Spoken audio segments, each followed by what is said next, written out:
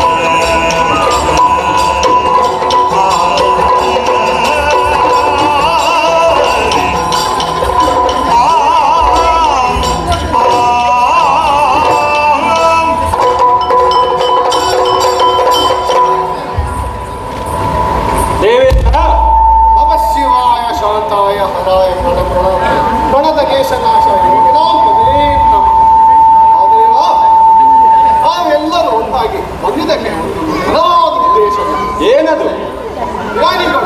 ಸೇರಿ ಮುನಿಗೊಳ್ಳುವರಿಗೆ ತ್ರಿವೇಣಿ ಸಂಗಮದಲ್ಲಿ ಲೋಕ ಕಲ್ಯಾಣಕ್ಕೆ ಮಾಡುವ ಜ್ಞಾನ ಸಭೆಗೆ ನಾವು ಅಧ್ಯಕ್ಷರಾಗಬೇಕೆಂದು ಎಲ್ಲರೂ ಉತ್ತರವಿಲ್ಲ. ಅದಕ್ಕಾಗಿ ಕರೆಯಲು ಬಂದಿದ್ದೇನೆ.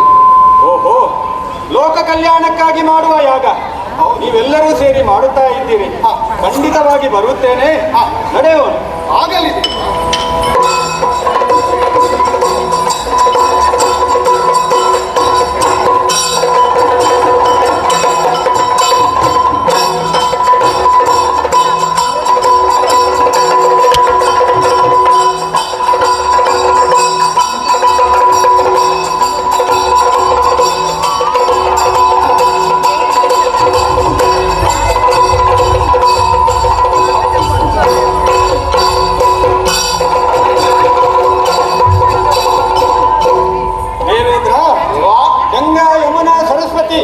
ಈ ಮೂರು ನದಿಗಳು ಸೇರಿರುವ ಸಂಗಮ ಸ್ಥಳವಿದು ತ್ರಿವೇಣಿ ಸಂಗಮ ಎಂದು ಕರೆಯಲ್ಪಡುತ್ತದೆ.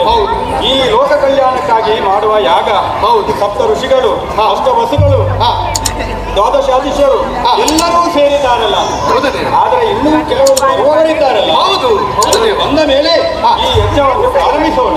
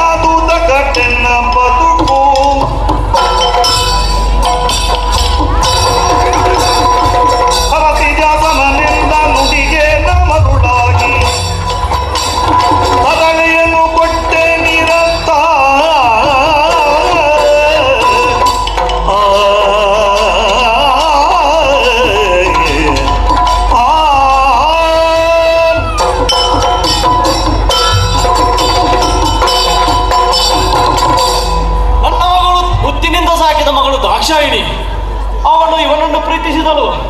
ಇವನು ಅವಳ ಮೇಲೆ ಮೋಹಿತಗೊಂಡವನು. ಆದರೆ ಒಂದು ದಿನ ಇಬ್ಬರು ನನಗೆ ಕಾಣಸಿಕ್ಕಲ್ಲ. ಇವನನ್ನು ರುಂಡ ಕಡಿಯಬೇಕೆಂದು ನಿಶ್ಚಯಿಸಿದೆ. ಆದರೆ ನನ್ನ ತಂದೆಯಾದ ಬ್ರಹ್ಮದೇವನು ಬಂದು ಮಾಡಿದ ಮಾತಾದರೆ ಏನು, ಇವರಿಬ್ಬರಿಗೆ ಮದುವೆ ಮಾಡುವಂತೆ ಸೂಚಿಸಿದ. ಅವನ ಆಜ್ಞೆಯಂತೆ ಅವಳ ವಿಜೃಂಭಣೆಯನ್ನು ಮದುವೆಯನ್ನು ಮಾಡಿದೆ. ನನ್ನ ಪರಿಸ್ಥಿತಿ ಏನಾಯಿತು? ಮಂಗನ ಕೈಗೆ ಮಾಣಿಕ್ಯ ಕೊಟ್ಟಾಗಾಯಿತು. ಒಂದು ದೇಹ ಶುದ್ಧಿ, ಮತ್ತೊಂದು ಆತ್ಮಶುದ್ಧಿಯಂತೆ. ದೇಹ ಶುದ್ಧಿಗೆ ಸ್ನಾನ, ಆತ್ಮಶುದ್ಧಿಗೆ ಜಪಾನುಸಾರ.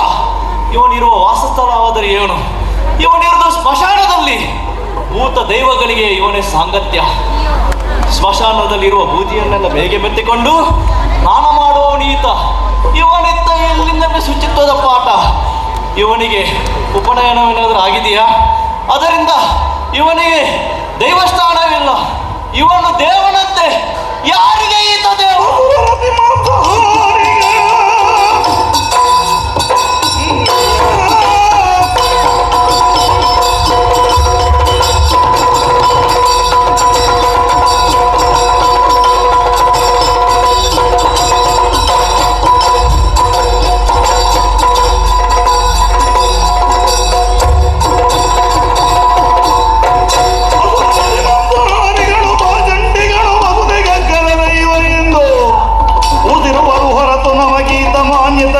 ಹೊಸರಿ ಸಭೆಯಿಂದ ಹೊರವುಂಟು.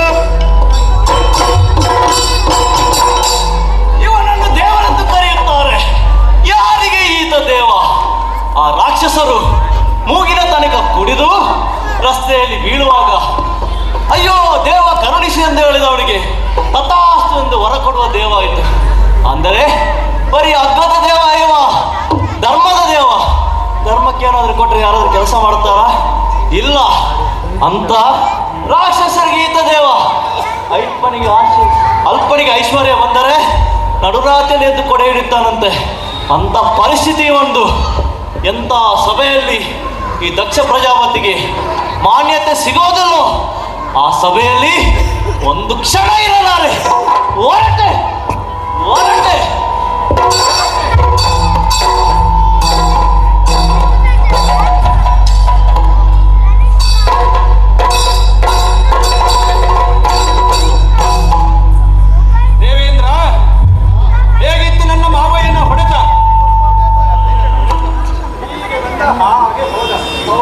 ಬರೀ ಅಬ್ಬರ, ಗುಡುಗು ಸಿಡಿಲು, ಆದ್ರೆ ಮಳೆ ಮಾತ್ರ ಬರಲಿಲ್ಲ. ಅಲ್ಲ, ನನ್ನ ಮಾವಯ್ಯನ ತಿಳುವಳಿಕೆಯ ಬಡತನದ ಬಗ್ಗೆ ನನಗೆ ಅಯ್ಯೋ ಅನಿಸ್ತಾ ಇದೆ. ಹೋದಲ್ಲೆಲ್ಲ ಅವನದು ಇದೇ ತರ. ಅವನು ಎಲ್ಲಿಯಾದರೂ ಸಿಕ್ಕಿದರೆ ಒಂದು ಮಾತು ಹೇಳಿಬಿಡು. ಏನೆಂದರೆ, ಇದು ನಮ್ಮ ಮನೆಯ ಕಾರ್ಯವಲ್ಲ. ನಮ್ಮ ಮನೆ ಎನ್ನುವ ಕೆಲಸದಲ್ಲಿ ಎಲ್ಲರನ್ನು ಕರೆದು ನಾವು ಮಾತಾಡಬಹುದು. ಅಧ್ಯಕ್ಷ ಸ್ಥಾನವನ್ನು ಏರಿದನು ನಾನು. ಬಂದವರನ್ನೆಲ್ಲ ಮಾತಾಡಲಿಕ್ಕಾಗುತ್ತದೆ? ಅವನು ಹೋದಲ್ಲೆಲ್ಲ ಇದೇ ಥರ ಅವನದು. ಇನ್ನು ನಾನು ಸ್ನಾನ ಮಾಡುವುದಿಲ್ಲ ಅಂತ ಹೇಳಿದ. ಗಂಗೆಯನ್ನೇ ತಲೆಯಲ್ಲಿ ಧರಿಸಿದ ಮೇಲೆ ನನಗೆ ಸ್ನಾನದ ಅಗತ್ಯವಿದೆ? ಇಲ್ಲ. ಇನ್ನು ಜಪಾನುಷ್ಠಾನ ಇಲ್ಲ ಅಂತ ಹೇಳಿದ. ಜಗದೀಶ್ವರ ನಾನು. ಅಲ್ಲ, ನಾನು ಯಾರ ಕುರಿತು ಜಪ ಮಾಡಬೇಕಾಗಿದೆ? ಇನ್ನು ಪ್ರಾಶಸ್ತ್ಯ ಸಿಗಲಿಲ್ಲ ಅಂತ ಹೇಳಿದ. ಒಂದು ಪ್ರಶಸ್ತ್ಯವಾದ ಕಾರ್ಯವನ್ನೇನಾದರೂ ಮಾಡಿದ್ದಾನ ಅವನು? ಈ ಲೋಕಕ್ಕೆ ಏನಾದರೂ ಒಂದು ಒಳ್ಳೆಯ ಕಾರ್ಯ ಮಾಡಿದ್ದಾನ ಅವನು? ಇಲ್ಲ. ಒಂದು ನಾಡಿನ ದೊರೆ? ಇಲ್ಲ. ಹಾಗಾಗಿ ನನಗೆ ಪ್ರಾಮುಖ್ಯತೆ ಸಿಗಲಿಲ್ಲ ಅಂತ ಹೇಳಿ ನನ್ನ ಸಭೆಯನ್ನು ತಿರಸ್ಕರಿಸಿ ಹೋದ. ಒಂದು ಮಾತು ಅವನಿಗೆ ಹೇಳಿಬಿಡು. ಯಾರ ತಾಳ್ಮೆಗಾದರೂ ಒಂದು ಮಿತಿ ಇರುತ್ತದೆ. ಯಾರು ಅತಿಯಾಗಿ ತಾಳ್ಮೆ ವಹಿಸುತ್ತಾರೋ ಅಂಥವರ ಕೋಪ ಕೂಡ ಉಗ್ರವಾಗಿರುತ್ತದೆ. ಇದರ ಬಗ್ಗೆ ನೀನು ತಲೆಕೊಡಿಸಿಕೊಳ್ಳಬೇಡ. ದಾನಸತ್ರವನ್ನು ಮುಂದುವರಿಸೋಣ.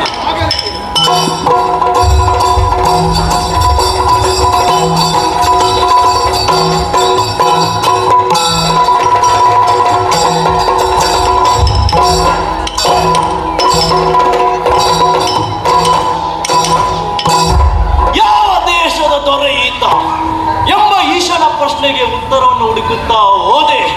ನೇರವಾಗಿ ನನ್ನ ತಂದೆಯಾದ ಬ್ರಹ್ಮದೇವರ ಬಳಿ ಕೇಳಿದಾಗ ಆತ ಬರೀಶ, ನೀನು ಪ್ರಜಾಧೀಶ ಎಂಬ ಉತ್ತರವನ್ನು ನೀಡಿದ. ಅಂದರೆ ಈ ದಕ್ಷ ಪ್ರಜಾಪತಿಯ ಯೋಗ್ಯತೆವಾದರೆ ಏನೆಂದು ತಿಳಿಯಬೇಕಾಗಿತ್ತು. ಇರಲಿ, ನಾನೊಂದು ಯಜ್ಞವನ್ನು ಮಾಡಬೇಕ ಹಂಬಲವನ್ನು ಹೊಂದಿ ಗುರು ಬೃಹಸ್ಪತಿಗಳನ್ನು ಬರಮಾಡಿಕೊಂಡೆ. ಹೌದು, ಯಜ್ಞವೆಂದರೆ ಅಷ್ಟ ದಿಕ್ಪಾಲಕರಿಗೆ ಹವಿಸು. ಆದರೆ ಈ ದಕ್ಷ ಮಾಡೋ ಯಜ್ಞಗೆ ಈಶ್ವರನಿಲ್ಲಗೆ ಹವಿಸು. ಈಶ್ವರನಿಲ್ಲದ ಈ ಯಜ್ಞವೇ ನಿರೀಶ್ವರ ಯಜ್ಞ. ಉದ್ದೇಶವು ಅದೇ. ಸೇಡು ಹೋಗಲಿ ಲೋಕಲೋಕಕ್ಕೆ ಮಂತ್ರಣ, ಆದರೆ ಕೈಲಾಸಕ್ಕಿಲ್ಲ ಮಂತ್ರಣ. ಇದು ದಕ್ಷ ಯಜ್ಞ, ಇದು ದಕ್ಷ ಯಜ್ಞ. ನಿರೀಶ್ವರ ಯಾಗ, ನಿರೀಶ್ವರ ಯಾಗ.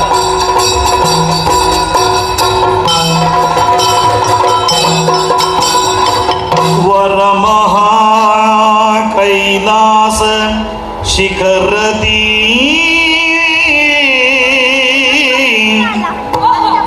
ಹರ ನರಸಿ ಕಂಡಾಯ, ಹರ ನರಸಿ ಕಂಡಾಯ ಕೌತುಕವಿರಿಸಿ ಕೌತುಕವೆರಸಿ ಭೂಸುರ ನೂರ್ವನನು ಬೆಸಗೊಂಡಳು ಮೇ ಕರೆಸಿ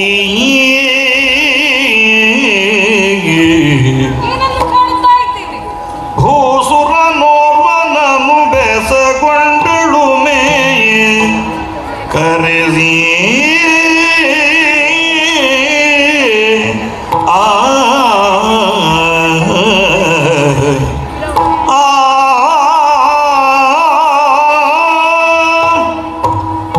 ಎಲ್ಲರೂ ದೇವರಂತಹ ಗಂಡ ಸಿಗಬೇಕೆಂದು ಬಯಸಿದರೆ ದೇವರನ್ನೇ ಗಂಡನನ್ನಾಗಿ ಪಡೆದ ನಾನು ಪರಶಿವನ ಮಡದಿ ದಾಕ್ಷಾಯಿಣಿ ನಾನು. ಪ್ರೀತಿಯಿಂದ ಗೌರಿ ಎಂಬುದಾಗಿ ಕರೆಯುತ್ತಾರೆ. ಈ ಸಂದರ್ಭದಲ್ಲಿ ಮುಂದೆ ಸಾಗುತ್ತಿರುವಾಗ ಆ ಕಡೆಯಲ್ಲಿ ವಿಪ್ರಮೋತ್ತಮರು ಸಾಲು ಸಾಲಾಗಿ ಸಾಗುತ್ತಿದ್ದಾರೆ. ಇವರೆಲ್ಲ ಸಾಗುತ್ತಿರುವುದಾದರೂ ಎಲ್ಲಿಗೆ? ಅವರಲ್ಲೇ ಕೇಳೋಣ. ಮುಂದುವರಿಯುತ್ತೇನೆ.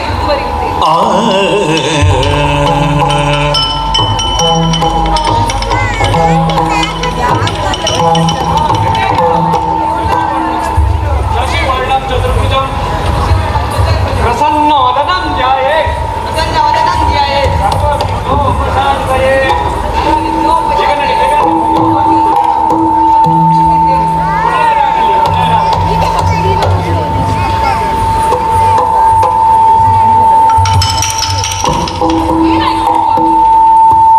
ಇಲ್ಲಿಯ ಮಂಜುಗಡ್ಡೆ ಎಷ್ಟು ತಂಪಾಗಿದೆ ಅಂದರೆ ಒಮ್ಮೆಲೆ ನೆತ್ತಿ ಮೇಲೆ ಏರಿ ಹೋಯಿತು.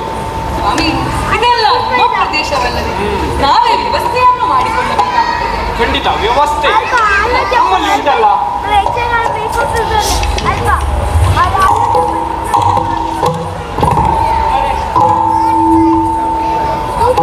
ನಿಮ್ಮಲ್ಲಿ ಒಂದು ಮಾತನ್ನು ಕೇಳಲು ಅವನಿಂದ ಬಂದಿರಯ್ಯ ಭೂಮಿಗೆ ದೇವ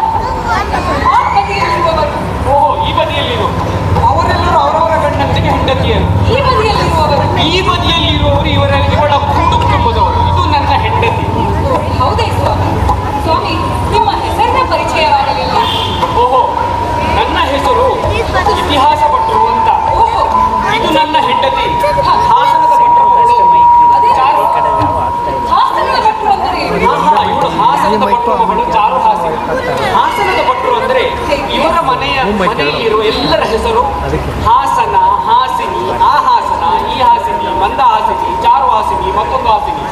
ಹಾಗೆ ಇವಳ ಅಪ್ಪನ ಹೆಸರು ಕಮಲಹಾಸ ಭಟ್ರು ಅಂತ. ಹಾಗೆ ಇವರ ಮನೆಯವರನ್ನ ಹಾಸನದ ಭಟ್ರು ಅಂತ ಕರೆಯುವುದು. ಹಾಸನದ ಭಟ್ರು ಎಂಬ ಹಾಗೆ ಹೀಗೆ ಹೇಳಿ. ಹಾ, ಸ್ವಾಮಿ, ನೀವು ಎಲ್ಲಿಂದ ಹೊರಟು ಬಂದವರು? ನಾವು ಹೌದು ದೇವ.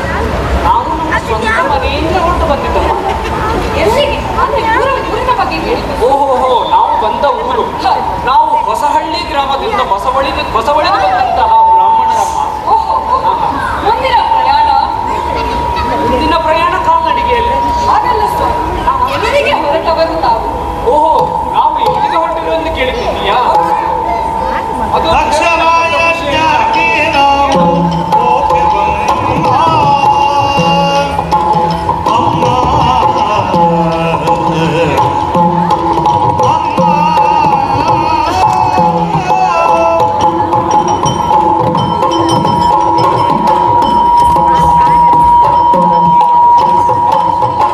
ಅಕ್ಷರಾಯಜ್ಞಾಕ್ಕೆ ನಾವು ಹೋಗುವಮ್ಮ.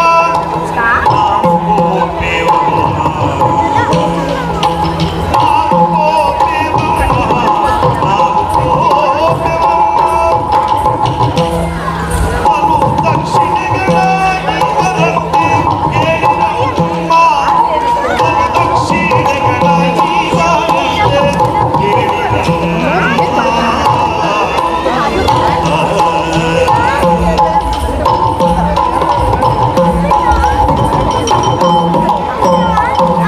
ಲಕ್ಷಾಗಟ್ಟೆ ಧನದ ರಾಶಿ ಬಿಟ್ಟವಮ್ಮ. ಹೌದೇ? ಲಕ್ಷಾಗಟ್ಟೆ ಧನದ ರಾಶಿ ಬಿಟ್ಟವಮ್ಮ. ನಮ್ಮ ಅಪೇಕ್ಷೆಗಳಾಗಿ ಬರಂತೆ ಹೇಳಿರಮ್ಮ. ಅಪೇಕ್ಷೆಗಳಾಗಿ ಬರಂತೆ ಹೇಳಿರಮ್ಮ. ಅಮ್ಮ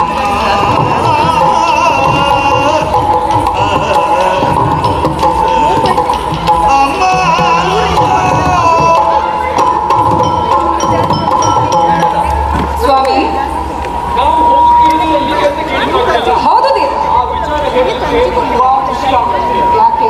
ನಾವು ಹೋಗುತ್ತಿರುವುದು ಎಲ್ಲಿಗೆ ಅಂತಂದರೆ ಎಲ್ಲಿಗೆ? ನಾವು ಹೋಗುವುದು ರಕ್ಷಾಬಂಧನಿಗೆ. ಸ್ವಾಮಿ, ಇದೇನಿದು ಸ್ವಾಮಿ?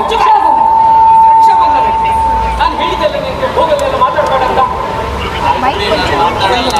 ನಾನೊಂದು ಹಾಡೆಲ್ಲ ಶುರು ಮಾಡಿದ್ದೀವಿ. ಹಾಡು ಬೇಡ, ಯಾವ ಹಾಡು ಬೇಡ, ನಿನ್ನ ಹಾಡು ಕೇಳಿ ಸಾಕಾಗ್ತದೆ. ಇಲ್ಲ, ನಾನು ಒಂದು ಹಾಡು ಹೇಳ್ತೀನಿ. ಯಾವ ಹಾಡು? ಅವತ್ತು ಮದುವೆ ದಿವಸ ಹೇಳಿದ್ರಲ್ಲ ಹಾಡು. ಆಯ್ತು, ಒಮ್ಮೆ ಹೇಳು. ಇಲ್ಲ, ಹೇಳು ಬೇಗ. ಅದ ಹಾಡು ಇಲ್ಲ. ಹಾ, ಹೇಳು.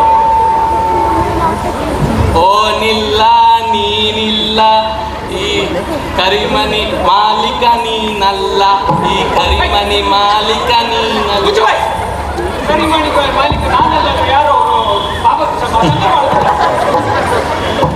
ಮಾತಾಡ್ತೀನಿ. ನಾ ಹೇಳಿದಾಗ ನೀವು ಮಾತಾಡ್ಬಾರ್ದು ಅಂತ. ಏನೋ ಕೇಳ್ತಾ ಇತ್ತು, ನಂಗೆ ಮತ್ತೆ ಹೋಯ್ತು ನಿನ್ನ ಈ. ಸ್ವಾಮಿ, ಎಲ್ಲಿಗೆ ಹೊರಟವರು ಎಂಬುದು ಹಾಗೆ ಕೇಳಿ. ಹಾ, ನಾವು ಹೋಗುತ್ತಾ ಇರೋದು ದಕ್ಷ ಯಜ್ಞಕ್ಕೆ. ಅದು ಆ ಪ್ರಾಚೀನ ಕಲಬುರಗಿಯಲ್ಲಿ. ಹಾಗಲ್ಲ ಸ್ವಾಮಿ, ಅದು ಪ್ರಾಚೀನ ಬರಹಿ ಇರಬೇಕು. ಹಾ, ಪ್ರಾಚೀನ ಬರಹಿ. ಅಲ್ಲಿ ಇಂದೇನು ವಿಶೇಷ ಸ್ವಾಮಿ? ಅಲ್ಲಿನ ಪ್ರಜಾಪತಿಗಳಾದಂತಹ ದಕ್ಷ ಒಂದು ಯಜ್ಞವನ್ನು ಮಾಡುತ್ತಿದ್ದಾರಂತೆ. ಹೌದೇ? ಬಂದವರಿಗೆಲ್ಲ ದನದ ರಾಶಿ ಕೊಡ್ತಾ ಇದ್ದಾರಂತೆ. ಸ್ವಾಮಿ, ದನಗಳ ಗುಂಪಿನ ಬಗ್ಗೆ ಕೇಳಿದ್ದೇನೆ. ಇದೇನದು ದನದ ರಾಶಿ? ಆ ದನ ಅಲ್ಲ, ಇದು ದೊಡ್ಡದ ಬಾಲ ಇರುವ ಓಹೋ, ಧನ, ಹಣದ ರಾಶಿ ಎಂಬ ಹಾಗೆ ಹೇಳ್ತಾ ಇದ್ದೇನೆ. ದನದ ರಾಶಿ ಕೊಡ್ತಾ ಇದ್ದಾರಂತೆ. ಸರಿ ಸರಿ ಹಾಗೆ ಅದಕ್ಕಾಗಿ ನಾವು ಹೊರಟಿದ್ದೇವೆ. ಸರಿ. ಅಂದ ಹಾಗೆ ನಾನು ನಿನ್ನನ್ನೆಲ್ಲಿಯೂ ನೋಡಿದ್ದೀನಲ್ಲ. ಸ್ವಾಮಿ, ನನ್ನ ಪರಿಚಯವಾಗಲಿಲ್ಲವೇ? ಹಾ, ನೀನು ದಕ್ಷ ಪ್ರಜಾಪತಿಗಳ ಮಗಳು ದಾಕ್ಷಿಣ್ಯಮ್ಮ ಅಲ್ವಾ? ಹಾಗಲ್ಲ ಸ್ವಾಮಿ, ದಾಕ್ಷಾಯಿಣಿ ಎಂಬ ಹಾಗೆ ನನ್ನ ಹಾ, ದಾಕ್ಷಾಯಿಣಿ. ಅದೇ ಗುಡ್ಡದ ಮೇಲೆ ಇರುವ ಶಂಕರನ ಹೆಂಡತಿ ಅಲ್ಲವೇ? ಪ್ರಭು ಪರಮೇಶ್ವರನ ಹೆಂಡತಿ ನಾನು. ಹಾ, ಕೈಲಾಸಾಧಿಪತಿ ಪರಮೇಶ್ವರನ ಹೆಂಡತಿ. ಸರಿ ಸ್ವಾಮಿ, ಸರಿ. ಹಾ, ನಾನು ನಿನ್ನ ಮದುವೆಗೆ ಬಂದಿದ್ದೇನೆ. ಓಹೋ, ಹಾ, ಅದರಿಂದ ನಾನು ನಿನ್ನನ್ನು ಎಲ್ಲೋ ನೋಡಿದ್ದೀನಿ ಅಂತ. ಅಂದ ಹಾಗೆ ನಿನಗೆ ಆಮಂತ್ರಣ ಬಂದಿಲ್ಲವೇ ಅಮ್ಮ? ಸ್ವಾಮಿ, ಈಗ ನೀವೆಲ್ಲರೂ ಕೂಡ ನಿಮ್ಮ ಕುಟುಂಬ ಸಮೇತರಾಗಿ ಹೋಗಿದ್ದಾರೆ, ಹೋಗ್ತಾ ಇದ್ದೀರಿ. ಹಾಗಾಗಿ ನಾನು ಕೂಡ ನನ್ನ ಪತಿದೇವರೊಂದಿಗೆ ಬರುವುದು ಬೇಡ. ಬರ್ತಾ ಇದೆಯಲ್ಲ. ಹಾಗಾಗಿ ಅವರೊಂದಿಗೆ ಕೂಡಿಕೊಂಡು ಬರುತ್ತೇನೆ. ಏನು? ನಿಮ್ಮ ತಂದೆಯವರಲ್ಲಿ ಹೇಳಿ ನನಗೊಂದು ಲಕ್ಷ್ಯ ಇರಲಿ, ನಿಮ್ಮ ಬಗ್ಗೆ ಲಕ್ಷ್ಯ ಇರಲಿ ಎಂಬ ಹಾಗೆ ಹೇಳ್ತಾ ಇದ್ದೀನಿ. ಸ್ವಲ್ಪ ಗಮನ ಇರಲಿ ಅಂತ. ಆಗಲಿ, ನಿಮ್ಮ ಬಗ್ಗೆ ಗಮನವನ್ನು ಹರಿಸಿ. ಒಬ್ಬನೇ ಮಗ ಅಲ್ಲ, ಇನ್ನು 12 ಹೆಣ್ಣು ಮಕ್ಕಳಿದ್ದಾರೆ. ಕೂಡು ಕುಟುಂಬ ನಿಮ್ಮದು. ಅವರಿಗೆ ಮದುವೆ, ಆ ಭಾಗ್ಯ ಈ ಭಾಗ್ಯ ಎಲ್ಲ ಭಾಗ್ಯಗಳೆಲ್ಲ ಕೊಡ್ಬೇಕಲ್ಲಮ್ಮ. ಸರಿ ಸ್ವಾಮಿ. ಅದರಿಂದಾಗಿ ನಿಮ್ಮ ತಂದೆಯವರಲ್ಲಿ ಹೇಳಿ ನನಗೊಂದು ನೆನಪಿಟ್ಟುಕೊಳ್ಳುತ್ತೇನೆ. ಜನರ ನಡುವೆ ನನ್ನನ್ನು ಹೇಗೆ ಗುರುತಿಸ್ತೀಯಾ? ಓ, ಈ ಸಮಸ್ಯೆ ಇದೆಯಲ್ಲ, ಹೇಗೆ ಗುರುತಿಸುವುದು? ಅಷ್ಟೊಂದು ಪುರೋಹಿತರ ನಡುವೆ ನಾನು ಒಂದು ಬಾರಿ ಕೈ ಎತ್ತಿ ಈ ಬಂದು ಗುರುತಿಸ್ಕೊಳ್ತೇನೆ. ಸರಿ, ನಿಮ್ಮ ತಂದೆಯವರಲ್ಲಿ ಹೇಳಿ. ಆಗಲಿ ಸ್ವಾಮಿ, ನಿಮ್ಮ ಗುರುತು ಹಿಡಿಯುತ್ತೇನೆ. ಅಂದರೆ ನಾವು ಮುಂದುವರಿಯಬಹುದೇ? ಆಗಲಿ ಸ್ವಾಮಿ. ಸರಿ, ಅಲ್ಲಿ ಸಿಗೋಣ. ಧನ್ಯವಾದ. ಅಮ್ಮ ಅಮ್ಮ, ನಿಮ್ಮ ಸೀರೆ ಚಂದವಾಗಿದೆ ಅಮ್ಮ. ಬಂದೆ ಬಂದೆ. ಇಂತೆಂದು ಭೂಸುರರು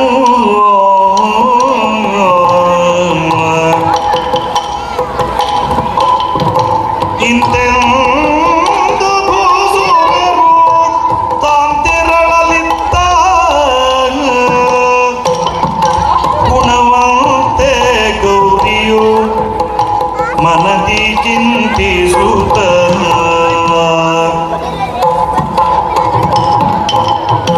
ಗುಣವಂತೆ ಗೌರಿಯು ಮನದಿ ಚಿಂತಿಸುತ್ತ ಮರೆತರೆಮ್ಮ ಬೇಡಲಿಲ್ಲ. ಮರೆತರೋ ಮರೆತರೋ ಮರೆತರೆಮ್ಮನು ಬೇಡಲಿರಲಾರದಿಲ್ಲ. ಪತಿಗರಿ ಕರೆದೈವನ ಮಹತ್ವರಕ್ಕೆ ಪತಿಗರುವಿ ಕರೆದೊಯ್ವೆಯ ಮಹತ್ವರಕ್ಕೆ ಆ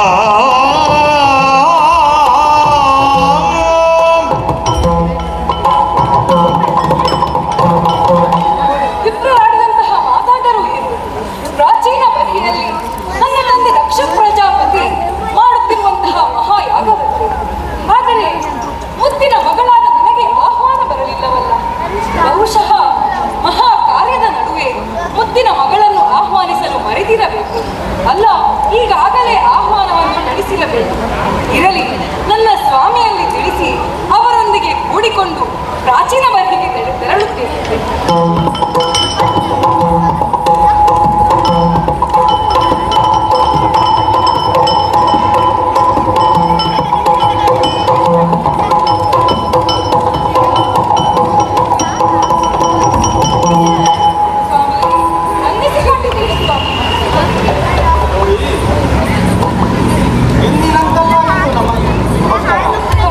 ಎಲ್ಲಿಗೆ ಹೋಗಿದ್ದಿ? ಏನು ಕತೆ? ನೋಡಿರಿ ದ್ವಿಜರು ಪೋಪುದನು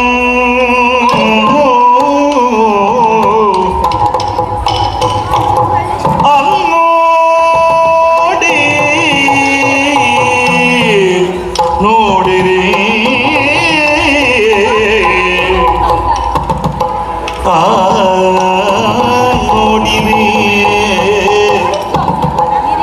ನೋಡಿರಿ ನೋಡಿರಿ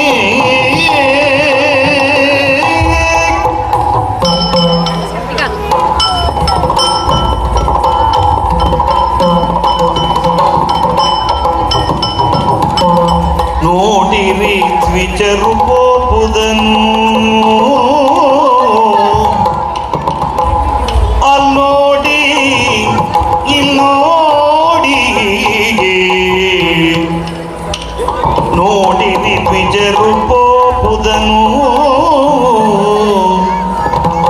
ನಿಮ್ಮಯ ಮಾವ ಮಾಡುವ ಯಜ್ಞವಂತೆ ನಿಮ್ಮಯ ಮಾವ ಮಾಡುವ ಯಜ್ಞವಂತೆ ಯಜ್ಞವಂತೆ ಯಜ್ಞವಂತೆ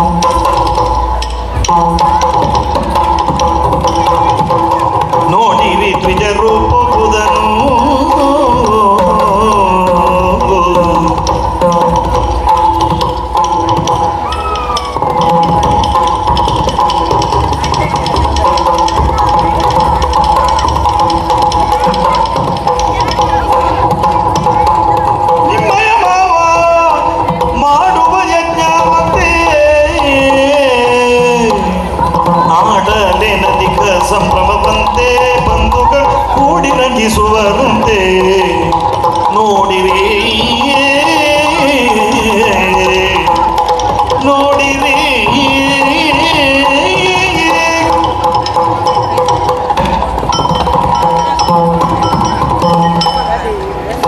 ಗೌರಿ, ಹೀಗೆ ಬನ್ನಿ ಸ್ವಾಮಿ. ಒಂದು ವಿಚಾರವನ್ನು ಹೇಳಬೇಕಾಗಿದೆ ಸ್ವಾಮಿ. ಒಮ್ಮೆ ಆ ಎಡೆಗೆ ನೋಡಿಯಂತೆ ಸ್ವಾಮಿ, ಅಲ್ಲಿ ನೋಡಿ. ವಿಶಾಲವಾದ ಬಾನು ಕಾಣುತ್ತಾ ಇದೆ. ಅದರ ಸ್ವಲ್ಪ ಕೆಳಗೆ ನೋಡಿಯಂತೆ. ಒಂದು ಎತ್ತರವಾದ ಪರ್ವತ, ಅದರ ಮೇಲೆ ನೋಡಿ ಸ್ವಾಮಿ. ಒಂದು ಮೋಡ ಮುಂಡಾಸು ಸುತ್ತುಕೊಂಡ ಹಾಗೆ ಇದೆ ಸ್ವಾಮಿ. ಅದರ ಕೆಳಗೆ ನದಿ ಕಾಣಿಸುತ್ತಾ ಇಲ್ಲವೇ? ಕಾಣುತ್ತಾ ಇದೆ ಸ್ವಾಮಿ. ಆ ನದಿಯ ದಂಡೆಯ ಮೇಲೆ ಸಾಲು ಸಾಲಾಗಿ ಎಲ್ಲರೂ ಹೋಗುತ್ತಿರುವುದನ್ನು. ಇರುವೆಗಳ ಹಾಗೆ ಹೋಗುತ್ತಾ ಇದ್ದಾರೆ. ಹೌದು ಸ್ವಾಮಿ. ಎಲ್ಲಿಗೆ ಹೋಗ್ತಾ ಇರುವುದು? ಎಲ್ಲಿಗೆ ಹೋಗುತ್ತಾ ಇರುವುದು ತಿಳಿದಿದೆ ಹಾ. ಸ್ವಾಮಿ. ಅವರು ಪ್ರಾಚೀನ ಬರಹಿಗೆ ಹೋಗುತ್ತಾ ಇದ್ದಾರೆ. ಓಹೋ, ಏನಾಯ್ತು ಅಲ್ಲಿ? ಅಲ್ಲಿಯ ದೊರೆಯನ್ನು ಸ್ವರ್ಗಸ್ಥರಾದ? ಸ್ವಾಮಿ, ಏನು ಮಾತನಾಡುತ್ತಿದ್ದೀರಿ ಸ್ವಾಮಿ? ಅಲ್ಲಿ ನಿಮ್ಮ ಮಾವ ಇದ್ದಾರಲ್ಲ. ಯಾರು? ನಿಮ್ಮ ಮಾವ ಸ್ವಾಮಿ, ಅಂದ್ರೆ ನನ್ನ ಅಪ್ಪ ಇದ್ದಾರಲ್ಲ. ನಿನ್ನಪ್ಪ? ಹಾ, ನನ್ನ ಅಪ್ಪ ಹಾ. ನಿಮ್ಮ ಮಾವ ನಡೆಸುವಂತಹ ಮಹಾಯಾಗವಂತೆ ಸ್ವಾಮಿ.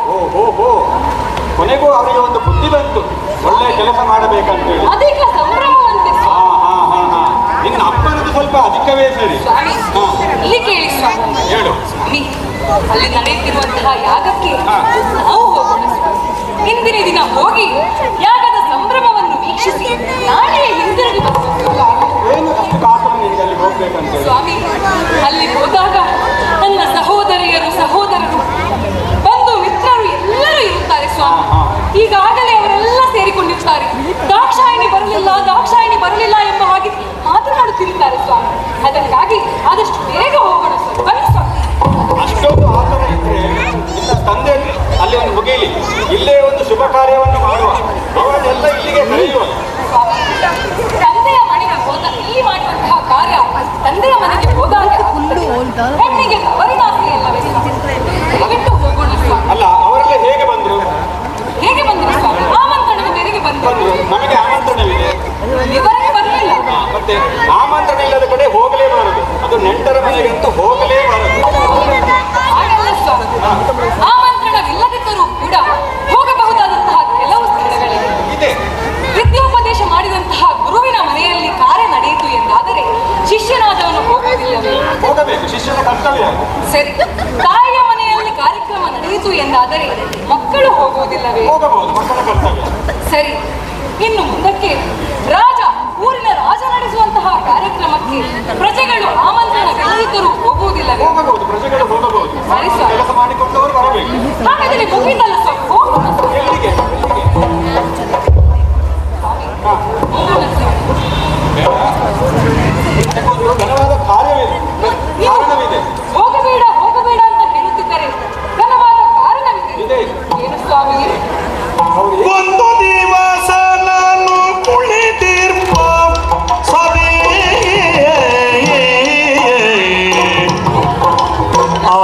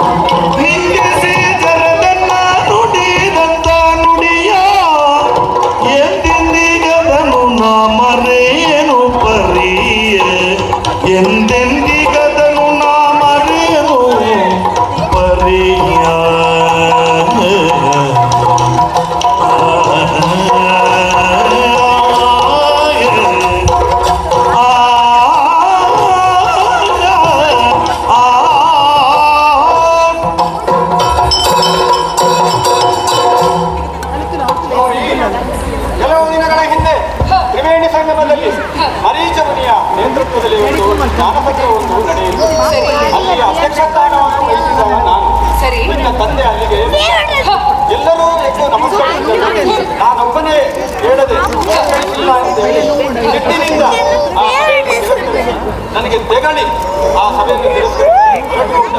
ಇದು ಸರಿಯೇ? ಅಧ್ಯಕ್ಷರಾದ ನಿಮ್ಮ ತಪ್ಪಿಲ್ಲ ಇದನ್ನು ನಾನು ಮರೆತಿದ್ದೆ, ಆದರೆ ನನ್ನ ತಂದೆ ಮರೆತಿಲ್ಲ. ಸ್ವಾಮಿ, ಹಾ. ನನ್ನ ತಂದೆ ಶೀಘ್ರ ಕೋಪಿಯಾಗಿರುವಂತ ದೀರ್ಘ ದ್ವೇಷಿಯಲ್ಲ ಸ್ವಾಮಿ. ಇಷ್ಟು ಹೊತ್ತಿಗಾಗಲೇ ಅದನ್ನು ಮರೆತಿರಬಹುದು ಸ್ವಾಮಿ. ತಿಳ್ಕೊಳ್ಬೇಕಿತ್ತು, ಆದರೆ ಆ ಮುನಿಯು ಅರ್ಥಕ್ಕೆ ನಿಂತ ಯಾಗವನ್ನು ಪೂರ್ಣ ಮಾಡುತ್ತೇನೆ ಎಂದು ಕೈಗೊಳ್ಳುವಂತ ದಿನವೇ ಅವನು ಈಶ್ವರನ ನುಡಿದು ಎಲ್ಲರಿಗೂ ಆಮಂತ್ರಣ ಹೋಗಲಿ ಎಂದು ಎಲ್ಲರನ್ನು ಯಾಗಕ್ಕೆ ಕರೆದಿದ್ದಾನೆ. ಕರೆದವನಿಗೆ ನನ್ನ ಮುದ್ದಿನ ಮಗಳ ನೆನಪಾಗಲಿಲ್ಲ. ನೆನಪಾಗಿದೆ, ನನ್ನ ಮೇಲಿನ ಸಿಟ್ಟಿನಿಂದ ನಿನ್ನನ್ನು ಕರೆದಿಲ್ಲ. ಅದಕ್ಕೆ ಹೋಗುವುದು ಬೇಡ ಬೇಡ ಬೇಡ ಹೋಗದಿರೆಂಬ ವಚನವನಾಡಿ ಕೆಡಿಸಲು ಬೇಡಿ, ವಚನವನಾಡಿ ಕೆಡಿಸಲು ಬೇಡಿ ಎನ್ನುತ್ತ ಪತಿಯನು ಕಾಡಿದಳು ಕಮಲಾಕ್ಷಿ. ಕಾಡಿದಳು ಕಮಲಾಕ್ಷಿ ಕಂಬನಿ ತುಂಬಿ ಕೋಳಿಡುತ್ತಾ, ಬೇಡ ಹೋಗದಿರೆಂಬ ವಚನವನಾಡಿ ಕೆಡಿಸಲು ಬೇಡಿ ಪತಿಯನ್ನು ಕಾಡಿದಳು ಕಮಲಾಕ್ಷಿ. ನಿಲ್ಲದು ಮನವಲ್ಲಿ ತೋಗದೆ ರಮಣ,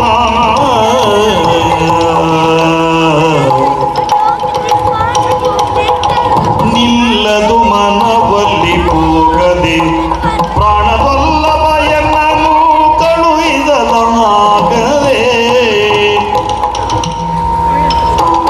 ನಿಲ್ಲದೆ ಬಗೆ ನಾಳೆ ಎಂದಳು, ನಿಲ್ಲದೆ ಬಗೆ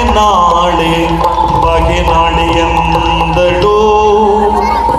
ಪದಿಗಲ್ಲವ ಪಿಡಿದು ಮುದ್ದಿಸುಗಳು, ಪದಿಗಲ್ಲವ ಪಿಡಿದು ಮುದ್ದಿಸುಗಳು ರಮಣ.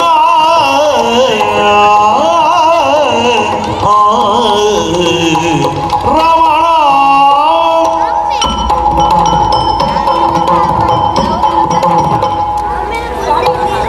ಹೀಗೆ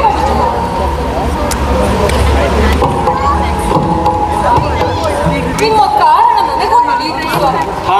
ಆದರೂ ಹಕ್ಕಿಗೆ ಗೂಡಾಸೆ, ಹೆಣ್ಣಿಗೆ ತವರಿನಾಸೆ ಕಟ್ಟಿ ತವರು ಮನೆಯಲ್ಲಿ ನಡೆಯುತ್ತಿರುವಂತಹ ಯಾಗಕ್ಕೆ ಹೋಗಬೇಕು ಎಂದು ಮನಸ್ಸು ಬಿಡುತ್ತಾ ಇದೆ.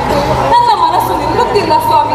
ಅಲ್ಲಿ ಎಲ್ಲರೂ ಬಂದಿರುತ್ತಾರೆ, ನನ್ನ ಸಹೋದರಿಯರು ಬಂದಿರುತ್ತಾರೆ, ನನ್ನ ಬಂಧು ಮಿತ್ರರು ಬಂದಿರುತ್ತಾರೆ. ಅವರನ್ನೆಲ್ಲ ಕಾಣಬೇಕು ಸ್ವಾಮಿ. ಹಾಗಾಗಿ ಸ್ವಾಮಿ, ಒಂದು ಬಾರಿ ದಾಕ್ಷಾಯಿಣಿ ಹೋಗು ಎಂಬ ಹಾಗೆ ಹೇಳಿ ಇಂದಿನ ದಿನ ಹೋಗಿ ನಾಳೆ ಹಿಂದಿರುಗಿ ಬರುತ್ತೇನೆ ಸ್ವಾಮಿ. ಗೌರಿ, ಇದು ಶಿಷ್ಟಾಚಾರದ ಯಾಗ ಅಲ್ಲ, ದುಷ್ಟಾಚಾರದ ಯಾಗ. ಅಲ್ಲಿ ನಿನಗೆ ಅಪಮಾನ ತಪ್ಪಿದ್ದಲ್ಲ, ಹೋಗಬೇಡ. ಸ್ವಾಮಿ, ಹೇಳಿ ಸ್ವಾಮಿ. ಮಾತನಾಡುವುದಿಲ್ಲವೇ? ಈ ನಿಮ್ಮ ದಾಕ್ಷಾಯಿಣಿಯಲ್ಲಿ ಮಾತನಾಡುವುದಿಲ್ಲವೇ? ಮಾತನಾಡದೇ ಇರುವಷ್ಟು ದೊಡ್ಡ ಅಪರಾಧವನ್ನು ನಾನು ಮಾಡಿದ್ದೇನೆ ಸ್ವಾಮಿ. ಕೊನೆಯ ಬಾರಿಗೆ ಕೇಳುತ್ತಾ ಇದ್ದೇನೆ, ಒಮ್ಮೆ ಹೋಗಿ ಬರುತ್ತೇನೆ ಸ್ವಾಮಿ. ಬೇಡ. ಹಲವು ಬರೆಯಲಿಗಾಂತೆ ನಿಜ ಕಾದಲಗೆ ಕರುಣವಗೋರಿ ಚಿತ್ತವನೊಲಿಸಲಾರದೆ, ಚಿತ್ತವೊಲಿಸಲಾರದೆ ಬಂಧು ದರ್ಶನ ಅಪಾರ ಅವಶರಲೆ ಕಾಂತಿ, ಚಿತ್ತವನೊಲಿಸಲಾರದೆ ಹೊರಟಡು.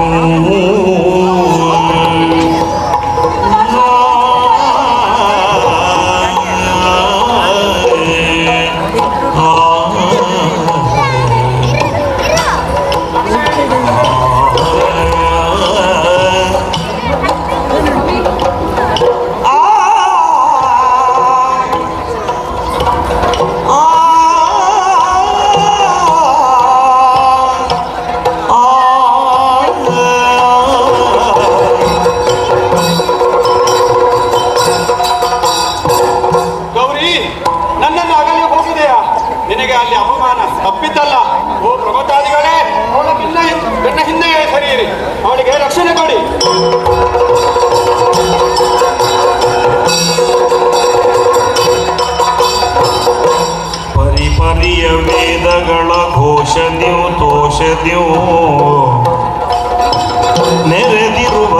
ಮುನಿಜಾಲದ್ಯೂ ಮೇಳದ್ಯೂ ಉರುತರದಿ ಮೆರೆವದಿಗ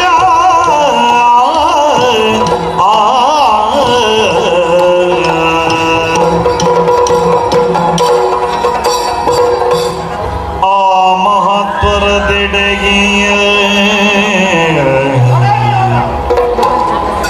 ಆ ಮಹತ್ವರದೆಡೆಗೆ ಭುವನ ಸ್ತೋಮ ವಂದಿತೆ ಬಂದು ಸ್ತೋಮದಾಯ ತಂದೆಯರ ಕಾಣುತ್ತ ಕಾಡದಂದದಲ್ಲಿ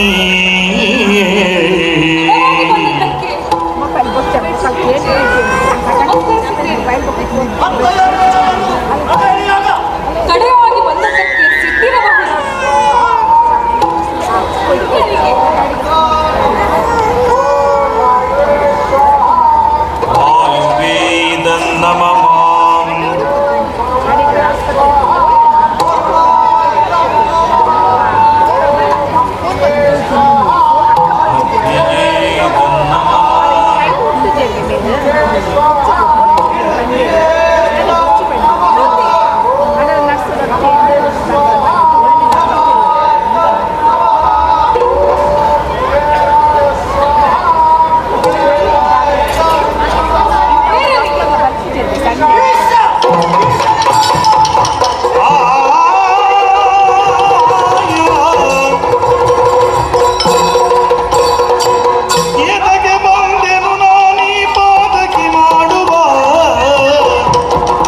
ಯಜ್ಞಕ್ಕೆ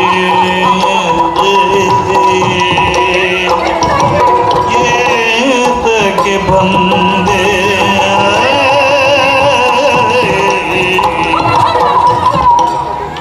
ಏತಕ್ಕೆ ಬಂದೆನು ನಾನೀ ಪಾತಕಿ ಮಾಡುವ ಯಜ್ಞಕ್ಕೆ ಯಜದ ನೀತಿಯ ಒಂದರಿಯದೆ ಬಂದೀತೆರ ನಾದೆ ಅಕಟ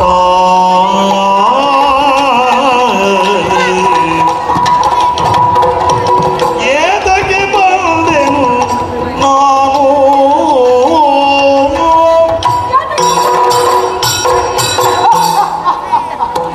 ಹರ ಹರ ಹರ ಹರ. ಎಲ್ಲರಿಗೂ ಸ್ಥಾನಮಾನವಿರುವಂತಹ ಈ ಯಾಗದಲ್ಲಿ ನನ್ನ ಸ್ವಾಮಿ ಈಶನಿಗೆ ಸ್ಥಾನವಿಲ್ಲವೇ? ನಿನ್ನ ಸ್ವಾಮಿ ಏನು ಮಹಾ ನನ್ನ ಸ್ವಾಮಿಗೆ ಹವಸ್ಸಿಲ್ಲವೇ? ಇಲ್ಲ. ಹರ ಹರ.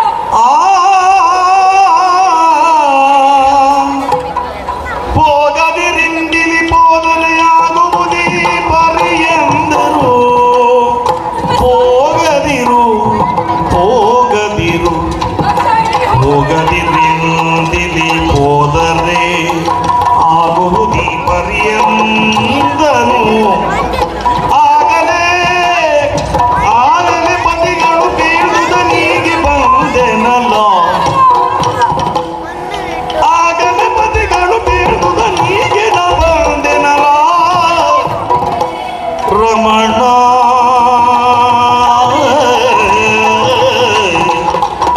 ರಮಣ ರಮಣ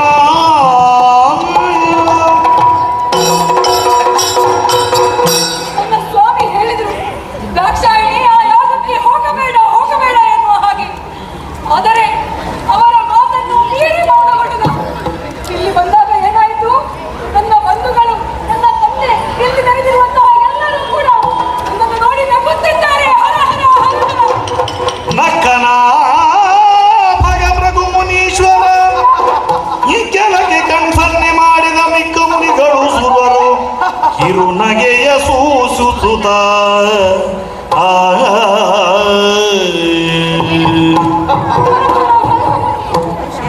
ಉಗ್ಗಿನ ಗಿಡಗಂಗಳಲ್ಲಿ ಪ್ರಳಯಾರ್ಗ ನಲಿಯುವ ಜೊಲಿದೆ ಸುರರ್ಕರದ ರೋಷದಲ್ಲಿ ತಂದೆಗೆ ನುಡಿದಳ ಭುಜಾಕ್ಷಿ